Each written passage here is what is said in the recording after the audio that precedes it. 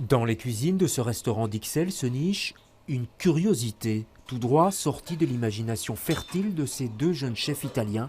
Ils l'ont baptisé la coquille Saint-Jacques. C'est une fausse Saint-Jacques et on a trouvé à trois le nom Saint-Jacques. Justement, c'est un peu le jeu de mots qui est un peu marrant et c'est justement un peu l'idée de notre cuisine, d'être marrant et d'expérimenter un peu avec des produits pauvres et de leur donner une noblesse et quand même un sens dans une assiette. Des produits pauvres comme le navet légèrement brûlé au chalumeau ou encore le poireau mélangé à de l'huile d'olive. C'est de l'huile de poireau qu'on fait en chauffant l'huile, pas trop justement, et puis on le filtre, on passe avec le poireau, puis on le passe au chinois.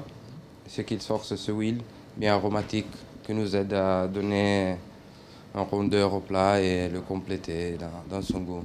Et des secrets comme ça, ce restaurant regorge, avec pour Mario, le patron, une contrainte tout de même, proposer un menu végétarien et avec des légumes qui peuvent, pourquoi pas, avoir le goût de la viande, comme le céleri rave. Le céleri rave, on le rôtit d'une certaine manière à lui donner aussi bien la texture de la viande, mais également certains goûts.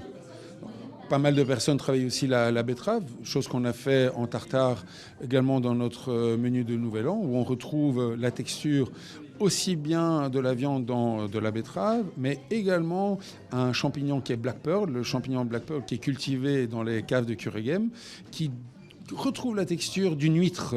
Des champignons à la place des huîtres, du céleri rave en guise de viande, il fallait oser.